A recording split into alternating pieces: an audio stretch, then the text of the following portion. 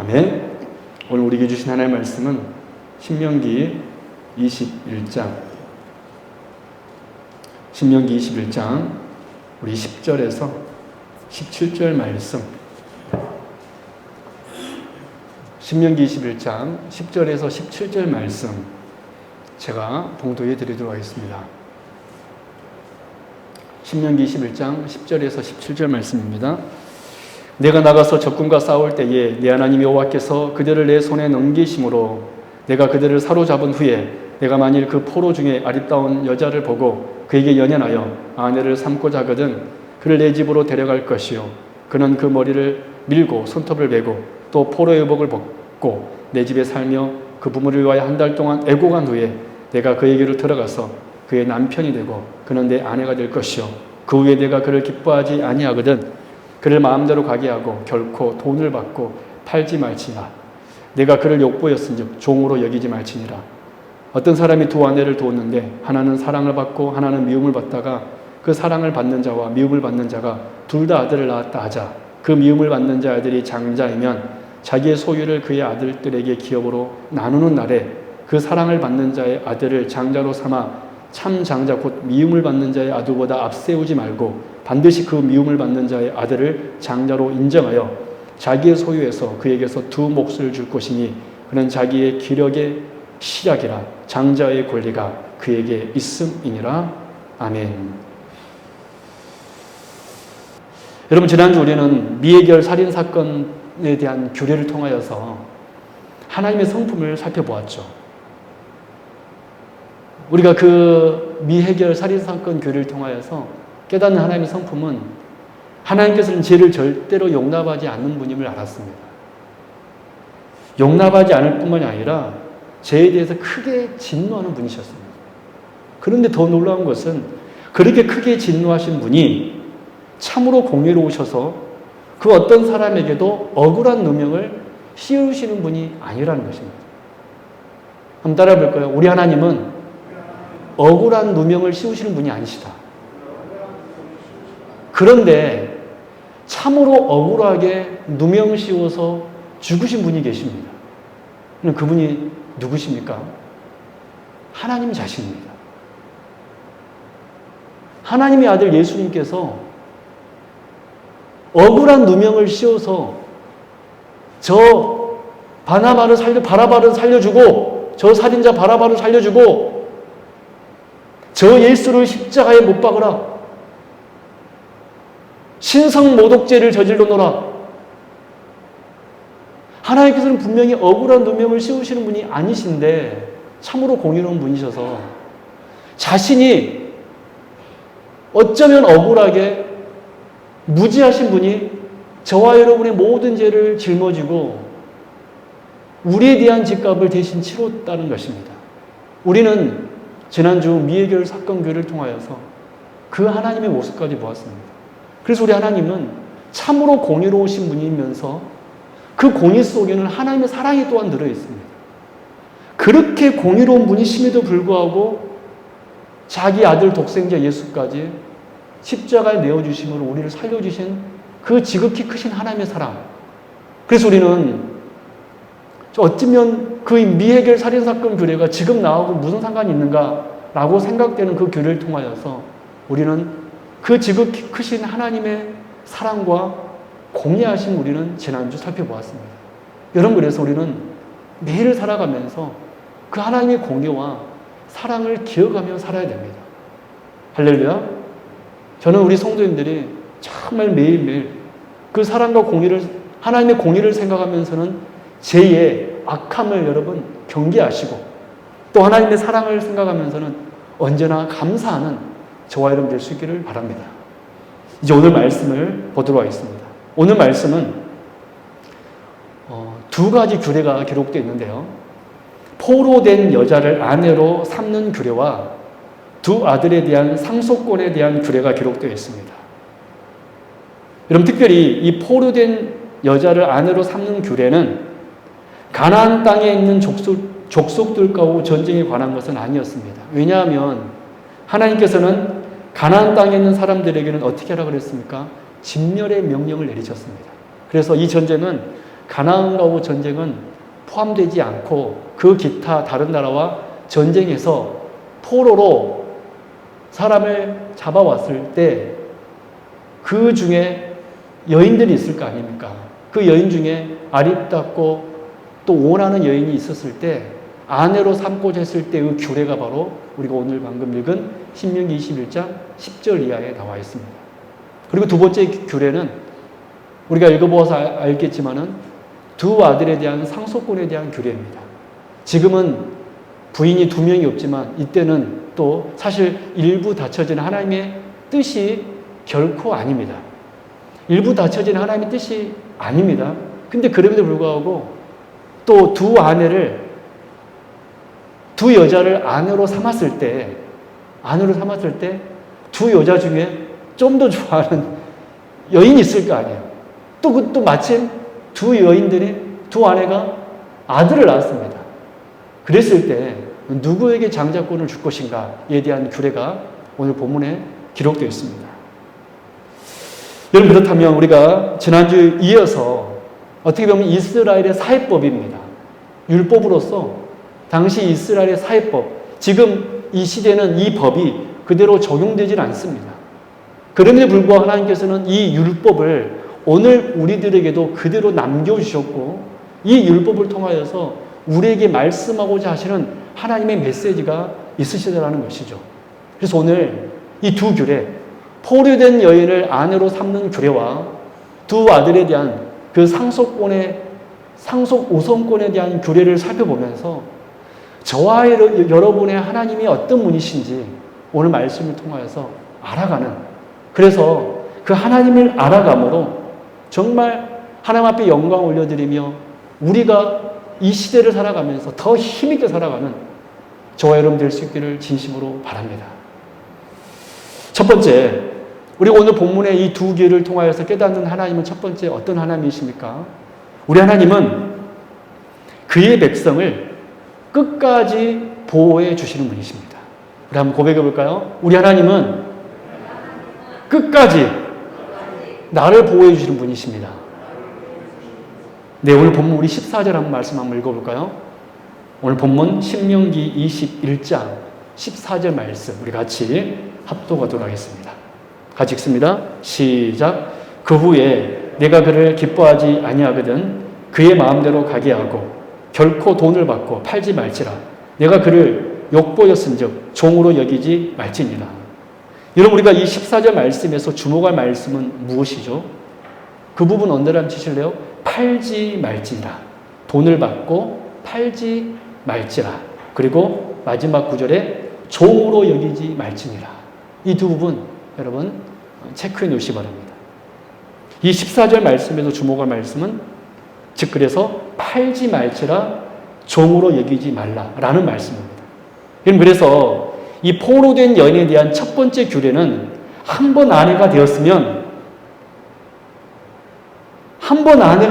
결코 돈을 받고 다시 팔아서는 안 되는 것이 바로 이 포로된 여인에 대한 첫 번째 규례였습니다.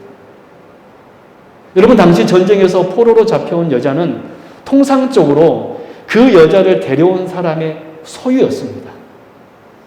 그러나 율법은 뭐라고 명시하고 있습니까? 그 여자를 아내로 맞이했다면 혹 그 결혼 관계가 깨어진다 할지라도 오늘 성경에서는 그를 기뻐하지 아니하거든 이렇게 표현됐는데 한마디로 이혼이죠. 이혼하게 되거든 그녀를 절대로 다시 노예로 팔지 말아라 라고 하나님께서는 분명히 율법에 명시하고 있었습니다.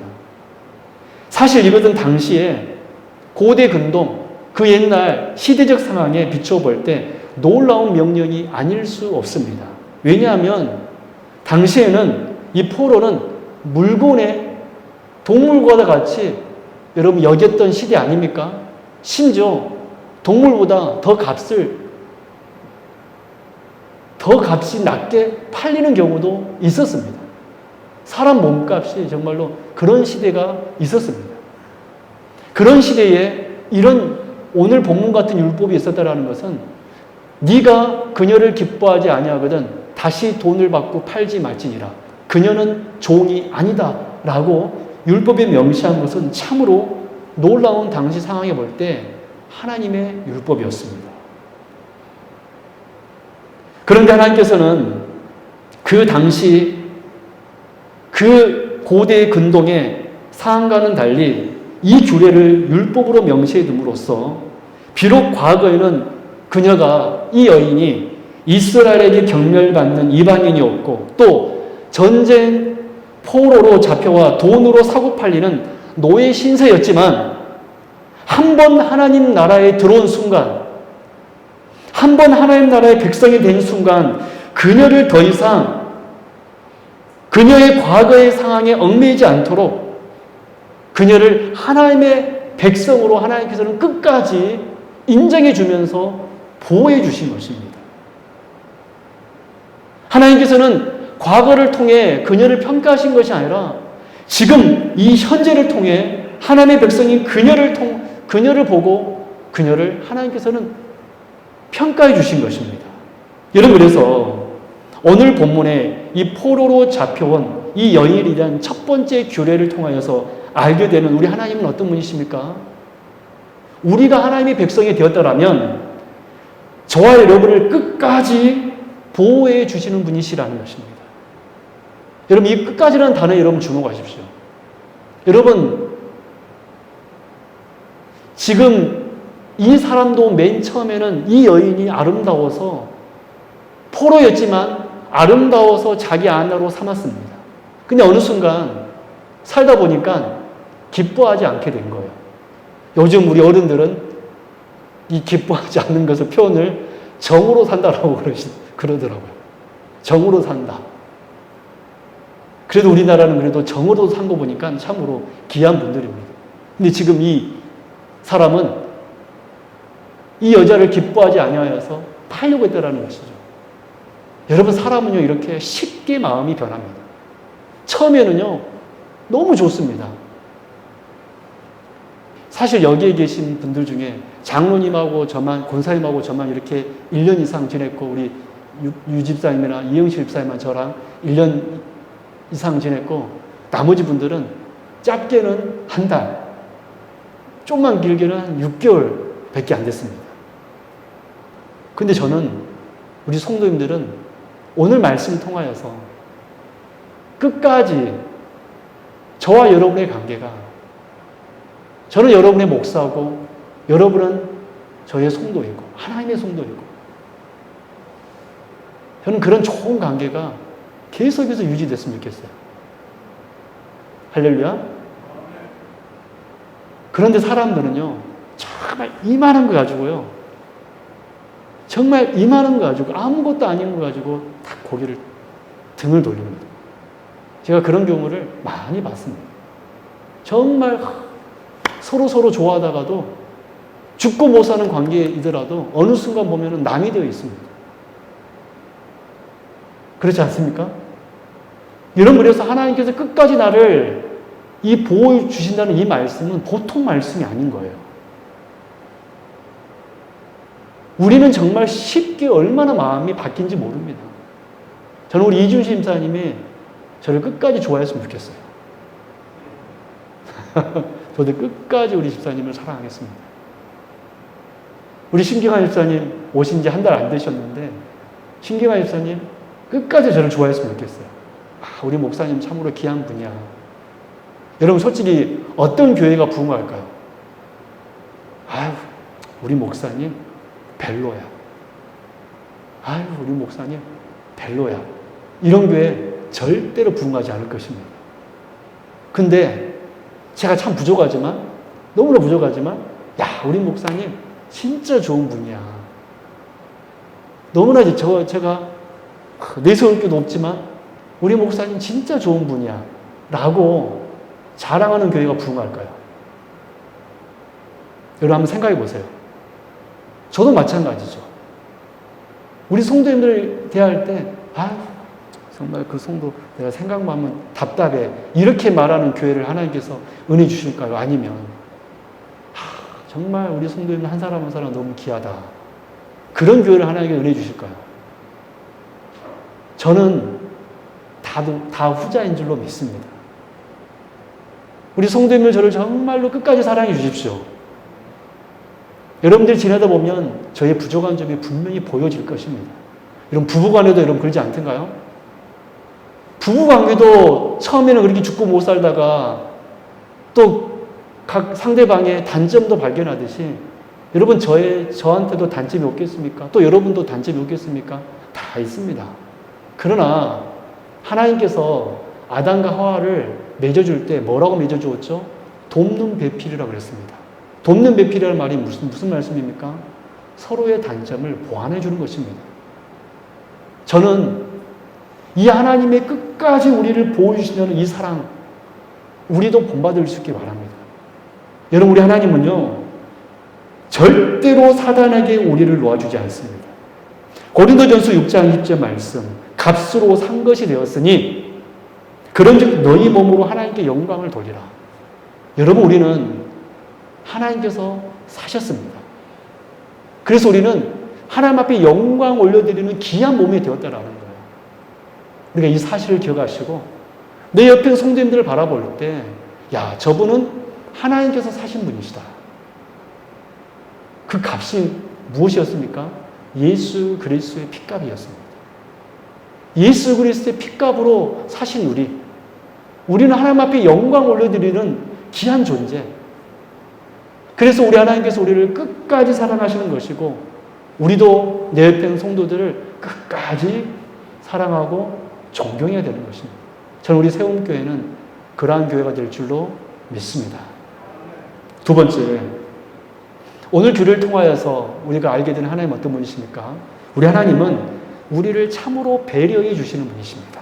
우리 13절 말씀 같이 한번 합독하도록 하겠습니다. 같이 읽습니다. 시작. 또 포로의 의복을 벗고 내 집에서 살며 그 부모를 위하여 한 달 동안 애고간 후에, 거기 애고간 후에 그 부분에 한번 언더라인시기 바랍니다. 한 달 동안 애고간 후에, 아주 중요한 말씀입니다. 계속해서 읽을까요? 시작. 내가 그에게로 들어가서 그의 남편이 되고 그는 내 아내가 될 것이요. 여러분, 이 13절 말씀에서 주목할 말씀은 한 달 동안 애고간 후에라는 말씀입니다. 그리고 난 다음에 그 남자는 그녀를 아내로 맞이하여 같이 살 수 있게 되었어요. 여러분, 포로된 여인에 대한 두 번째 규례는 무엇입니까? 1개월 동안 그녀에게 부모를 위한 애고갈 기간이 주어졌다는 것입니다. 여러분, 참으로 이 하나님의 이 처사는 하나님의 지극한 배려였습니다. 여러분, 포로로 잡혀온 것도 너무나 슬픈 일인데, 여러분 그렇지 않나요? 근데 그녀에게 한 달의 시간을 주신 거예요. 어떻게 이런 법이 있을 수 있습니까? 참으로 정말 이 포로된 여인을 향한 하나님의 세심한 배려가, 그가 마음이 많이 아파할 것임을 아시고 다시는 그 부모를 보지 못할 것을 아시고 애고갈 기간을 주면서 그녀에게 너는 이제 이방 나라의 사람이 아니라 너는 내 백성이다 라는 것을 하나님께서는 말씀해 주신 것입니다. 이런 면에서 우리는 이 본문 포로로 잡혀온 여인에 대한 이 두 번째 규를 통해서 알게 되는 우리 하나님은 어떤 분이시죠? 우리 하나님은 그의 백성들에 대해서 배려하시는 분이십니다. 참으로 배려가 많으신 분이 저와 여러분의 하나님이에요. 요즘 말로 하면 우리 하나님은 배려의 아이콘입니다. 배려의 아이콘. 우리 사랑하는 성도 여러분, 세상은 우리를 배려해 주지 않지만 저는 우리 성도님들은 내 옆에 있는 사람들에게 배려해 주었으면 좋겠어요. 내 옆에 사람들을 배려하는 그러한 집사님, 권사님들이 됐으면 좋겠습니다. 우리 교회는 정말로 배려가 참 있을 수 있는, 그래서 처음 온 분들이 교회 적응을 못한다면 이제 우리 성도님들이 우리 교회가 이제 10년, 20년 되면은 중직자들이 될 거잖아요. 여러분들이 성도님들을 배려해 주십시오. 그래서 처음 오신 분들이 정말 신앙생활을 정말 이렇게 어리둥절하고 있을 때, 당하고 있을 때 정말 조용히 다가와서 말씀도 찾아주기도 하고, 그래서 정말 참으로 저는 우리 성도님들, 새로운 성도님들 오시면 딱 옆에 가셔가지고 옆에 앉으셔가지고 혹시 성경을 못 찾고 있으면 딱 찾아서 주시고 정말 배려의 성도님들이 되었으면 좋겠습니다. 할렐루야. 옆에 가서 어떻게 오셨어요? 제가 도와드릴 거 없을까요? 화장실은 이쪽입니다. 그렇게 서로 배려해 주면서 그분들이 우리 교회에서 적응할 수 있도록 안내도 주시고 저는 우리 교회인들이 그런 성도님들 됐으면 좋겠어요. 왜 그렇습니까? 우리 하나님이 우리에게 배려하신 분이시기 때문에 그래요. 저는 이 하나님의 사랑을 받은 여러분들이 또한 그렇게 내 옆에 있는 성도님들에 대하여 또 여러분들 직장 생활하면서도 남들은 배려해 주지 않지만 여러분들은 배려해 주십시오. 그분들이 일어설 때까지 기다려 주시고 힘 실어 주십시오. 세 번째로 오늘 본문을 통해서 우리 알게 된 우리 하나님 어떤 분이십니까? 절대 우리를 차별하지 않으시는 분이십니다. 우리 오늘 본문 12절 말씀 한번 같이 합독하도록 하겠습니다. 12절 같이 읽습니다. 시작. 그를 내 집으로 데려갈 것이요 그는 그 머리를 밀고 손톱을 베고 거기 그 머리를 밀고 손톱을 베고 그 부분에 언더라인 치시기 바랍니다.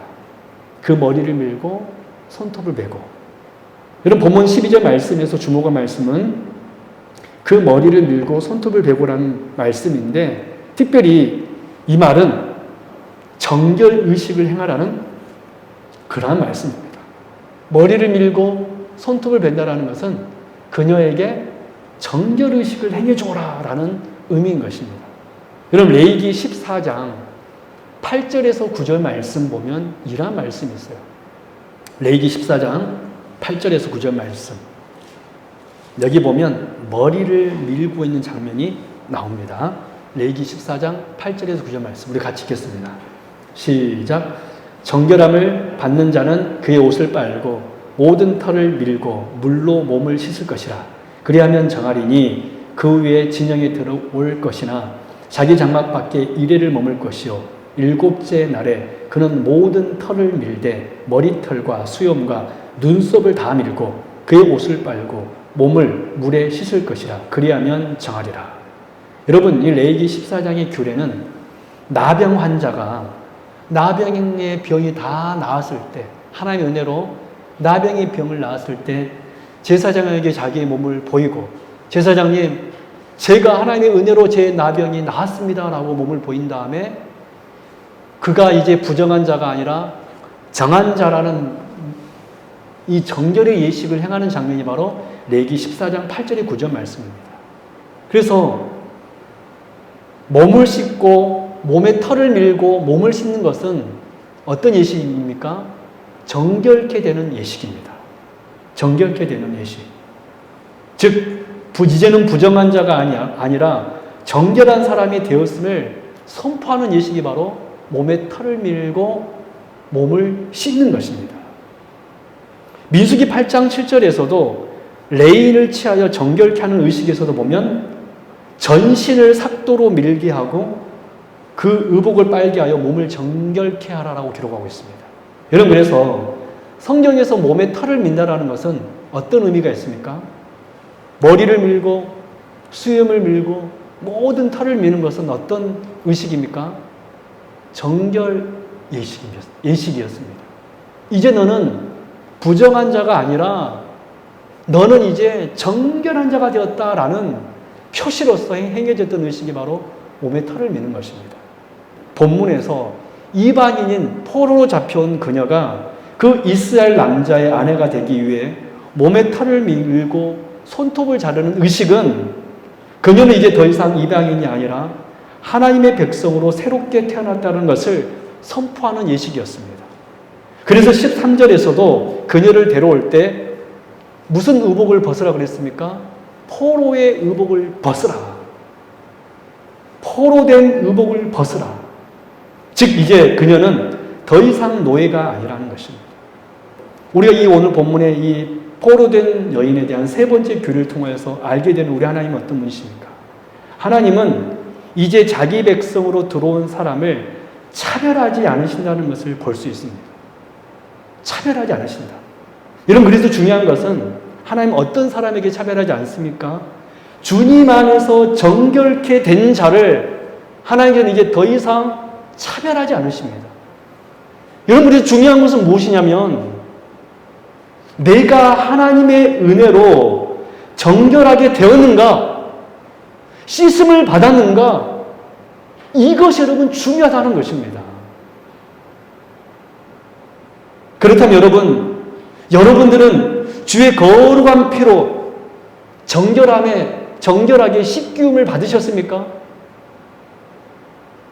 정말 그리스도를 바로 알고 바로 믿고 그분을 사랑하십니까? 대답 한번 해보실래요? 정말 우리 주 예수 그리스도를 바로 알고 바로 믿고 그분을 사랑하십니까? 중요한 것은 바로 알고입니다. 중요한 것은 사랑하는 것입니다. 정말 우리 주 예수 그리스도를 바로 알고 바로 믿고 바로 사랑하십니까? 그렇다면 여러분들은 정결하게 씻기움 받는 분들입니다. 하나님께서는 그런 자들을 차별하지 않으신다라고 말씀하고 있습니다. 이런 의미에서 여러분 우리 교회 안에는 더 나은 사람 없고 덜 나은 사람 없습니다. 교회는요, 그래서 어떤 무리냐면 하나님 안에서 정결하게 씻김 받는 자들의 무리가 바로 교회인 줄로 믿습니다. 더 나은 사람, 덜 나은 사람이 존재하는 무리가 아니라 교회는 어떤 곳이냐면 다 같이 하나님 안에서 은혜 받은 사람들의 무리, 다 같이 주 예수 그리스도로 인하여 씻김을 받은 사람들의 무리, 그래서 교회는 차별이 없는 곳입니다. 교회는 절대로 차별이 되어서는 안 됩니다. 어린아이라 할지라도, 여러분 제가 왜 어린아이도 성도라고 이렇게 전도되면 다 올린지 아세요? 많은 교회에서의 어린아이는 그냥 그 옛날 어린아이는 보내고, 제자들이 그랬잖아요. 어린아이가 죽게 오자 예수님께서 뭐라고 그랬습니까? 어린아이가 내게 오는 것을 금하지 말라. 천국은 이와 같은 자의 것이니라. 할렐루야. 우리 교회는 어린아이건 노인이건 그 누구건, 가난하건 부하건, 더 나은 사람 덜 나은 사람, 저희 교회는 없습니다. 우리 세운교회는 다 하나님께 은혜 받은, 다 정결하게 씻음받은 사람들의 모임인 줄로 믿습니다. 왜 그렇죠? 우리 하나님께서 우리를 정결하게 씻음으로 우리를 차별하지 않기 때문에 그렇습니다. 그녀는 머리털을 밀게 되므로 이제 차별받지 않는, 정말 정결케 되므로 씻음받게 되므로 그녀도 이제 포로된 여인이 아니라, 이방 여인이 아니라 하나님의 권속이 되었습니다. 우리 사랑하는 성도 여러분, 그래서 우리 하나님은 어떤 분이시죠? 우리를 절대로, 우리가 정결하게 씻음받았다라면 절대로 차별하지 않는 분이 바로 저와 여러분의 하나님이시라는 거예요. 이제 마지막으로 네 번째, 우리 하나님은 어떤 분이십니까? 우리 하나님은 감정으로 우리를 대하는 분이 아니라는 거예요. 한번 따라 볼까요? 우리 하나님은 감정으로 나를 대하지 않습니다. 이제 두 아들에 대한 상속권에 대한 규를 한번 잠깐 우리 짧게 살펴보도록 하겠습니다. 우리 오늘 본문 16절에서 17절 말씀입니다. 우리 다 같이 합독하도록 하겠습니다. 16절에서 17절 말씀입니다. 같이 읽습니다. 시작. 자기의 소유를 그의 아들들에게 기업으로 나누는 날에 그 사랑을 받는 자의 아들을 장자로 삼아 참 장자 곧 미움을 받는 자의 아들보다 앞세우지 말고 반드시 그 미움을 받는 자의 아들을 장자로 인정하여, 거기에 장자로 인정하여, 그 부분에 언더라인 칠 수 있기 바랍니다. 장자로 인정하여, 그 미움받는 자의 아들을 장자로 인정하여 자기의 소유에서 그에게서 두 몫을 줄 것이니 그는 자기의 기력의 시작이라. 장자의 권리가 그에게 있음이니라. 여러분, 그래서 오늘 본문 16절에서 17절 말씀에서 우리가 주목할 말씀은 장자로 인정하여라는 말씀입니다. 무슨 말씀이죠? 하나님께서는 16절과 17절의 말씀을 통하여 하나의 원칙을 주셨는데 그것이 무엇입니까? 두 부인의 아들들 중 아버지의 선호에 의해, 아버지의 감정에 의해 장자권을 바꾸어서는 안 된다는 것입니다. 즉 하나님께서는 두 아들들 중 그 아들이 비록 사랑받지 못한 아내의 장자라 할지라도 만약 그가 장자라면 두 아내가 있을 때 사랑받지 못한 아들이 장자라면 비록 사랑받지 못하는 아들일지라도 그 아들에게 장자의 상속권을 물려주라고 율법으로 명시해 두신 것입니다. 감정으로 대하지 말라라는 것입니다. 많은 사람들이 누구나 사랑받고 싶어 합니다. 여러분, 저도 여러분들에게 사랑받고 싶어요. 여러분도 저에게 사랑받고 싶지 않습니까? 누구나 여러분 다 사랑받고 싶어 합니다. 제가 꿈이 하나 있는데 우리 성도님들의 입술에서 나는 우리 목사님을 존경해. 나는 우리 목사님을 참으로 좋아해. 정말 인격적으로 정말 마음에서 우러나는 그런 고백이 나오는 것을 한번 저는 들어봤으면 좋겠어요. 언제 그 고백을 들을지는 모르겠지만 아무튼 저는 목회하면서 그게 제 목표입니다. 제가 잘해야 되겠지만 여러분, 사람은 누구나요? 사랑을 받고 싶어요. 감정으로 대하지 않기를 바랍니다. 늘 환경에 얽매이고 감정에 얽매이고 호불호가 갈립니다. 그러나 하늘에 계신 우리 하나님께서는 자기 백성들을 향하여 그 감정으로 대하는 분이 아니십니다. 그래서 그 아들에 대해서 미워하는 아내의 아들이지만 그 아들이 장자라면 그 아들에게 장자의 꼴을 주어야 된다. 우리가 이 교례를 통해서 깨닫는 우리 하나님은 어떤 분이십니까? 우리 하나님은 감정으로 우리를 대하는 분이 아니라는 거예요. 할렐루야. 사람들은 늘 감정으로 대합니다. 내가 기분 나쁘면 그 기분 나쁜 감정을 그대로 그 사람들에게 표현합니다. 사람들은 다 사랑을 받고 싶어 하면서 이상하게 그 사랑을 쉽게 주지 않습니다. 우리 사랑하는 성도 여러분, 감정으로 내 옆에 성도님을 대하지 마십시오. 우리 하나님께서 우리를 절대로 그러한 편협한 감정으로 우리를 대하지 않습니다. 비록 그 아들이 그 아버지에게는 사랑을 받지 못하였지만, 상처가 있지만 하나님께는 율법으로 그 아들의 장자권을 허락해 주심으로 이 아들이 장자다. 절대로 너의 감정으로 그 아들을 대하지 말아라. 하나님께서는 율법으로 명시해 두었다라는 거예요. 우리는 이 길을 통하여서 우리 하나님이 바로 우리를 그렇게 감정으로 대하는 분이 아님을 우리는 알 수 있습니다. 우리 사랑하는 성도 여러분, 다 사람마다 좋아하는 사람이 있고 싫어하는 사람이 있습니다. 그러나 우리 주님께서 우리를 호불호를 가지고 우리를 대하지 않으셨다라면 우리도 내 옆에 있는 사람들에 대하여서 호불호로 가지고 대하지 마시고 정말 주님의 주신 그 받은 사랑으로 대할 수 있는 여기 계신 모든 주의 백성들 될 수 있기를 바랍니다. 말씀 맺도록 하겠습니다. 오늘 우리는 포로로 잡혀온 여인에 대한 규례와 두 아들에 대한 상속권의 규례를 각각 살펴보았습니다.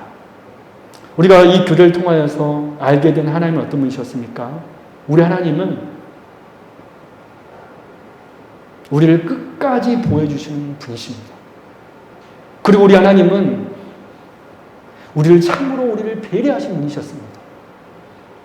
그리고 우리 하나님은 우리가 정결케 된 우리를 절대로 차별하는 분이 아니셨습니다. 그리고 우리 하나님은 감정으로 우리를 대하는 분이 아니시라는 것입니다. 바라기는 정말로 이 하나님을 믿고 의지한다라면 우리 성도님들도 그렇게 신앙생활 할 수 있기 바랍니다. 사랑으로 내 옆에 있는 분들을 대해주시고 서로 존경해주고 인정해주고 그렇게 살아가며 신앙생활을 할 수 있는 저는 우리 세움교회가 이러한 교회가 됐으면 좋겠어요. 그런 은혜가 있기를 주님의 이름으로 축원합니다. 기도하겠습니다.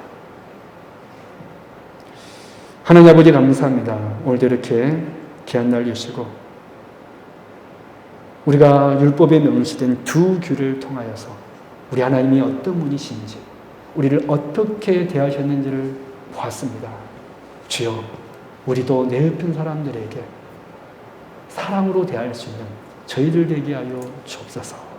감사드리며 거룩하신 예수 그리스도 이름으로 간절히 기도드리옵나이다. 아멘.